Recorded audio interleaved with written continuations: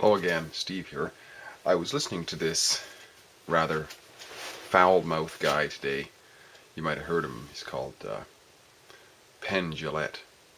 Apparently there was some comedy act or a magician act or something like that called uh, Penn and Teller. Goes to show just how much of a media guy I am. I've never actually heard of them before, but I was just listening to this program CD with this guy, and he has a very brash way of talking, but a good message though overall for sure. Try to separate messages from how things are said and cut right through to what's actually being said. And there's a couple of notable things that jumped out at me while I was listening. One of the things he said was at one point is that happiness is not the point. What matters is the truth.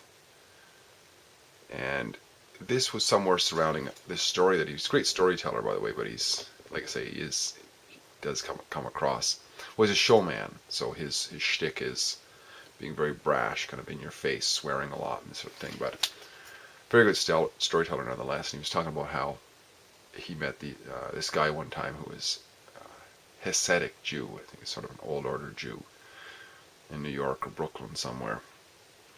And this Hasidic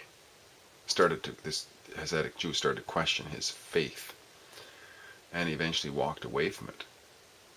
And he felt like, almost like the way that this Penn Jillette guy was explaining it, is almost like the guy died, because his whole life was surrounded in that community. In fact, he didn't even speak English till later on, you know.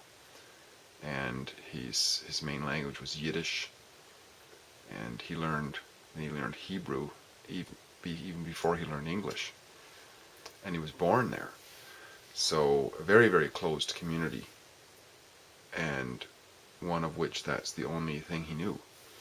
But he realized that in his conscience, what he was told was true, what he thought was true, to him was no longer true.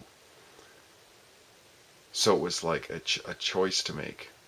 Do I stay in the community and be a fake and sort of be happy, like have all the perks that go with that? Because there's a lot of benefits, the whole community, the support of the community, and all that sort of thing. But to reject it meant basically rejecting, as I understand, rejecting the community. And kind of like a loneliness, right? But to him, the truth was more important. And the truth was along the lines of, I don't know. You know, he used to think he knew, but then he realized he didn't know. So the truth, admitting that, was more important than happiness.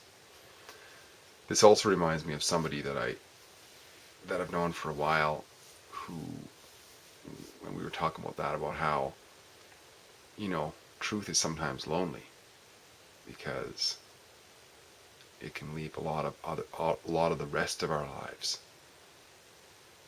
which was maybe based on a bunch of bunk in the past.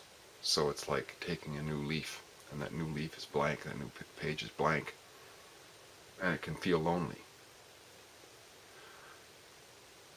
But this comes down to, you know, what's more important, a foundation, principles, or just, you know, titillation.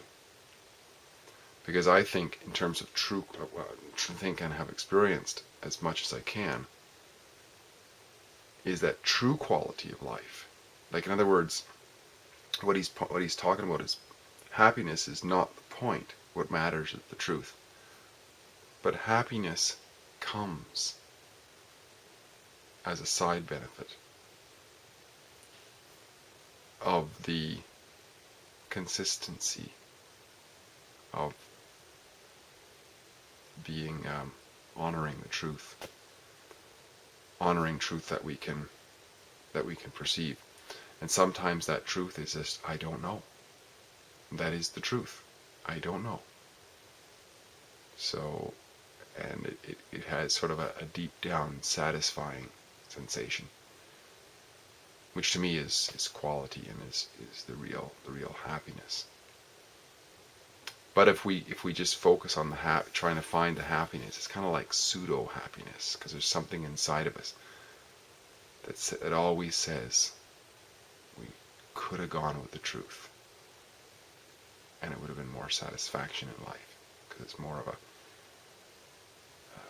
this almost takes on like a purpose to life. The purpose of life becomes then upholding those principles, or that principle of always consciously holding truth as first and foremost.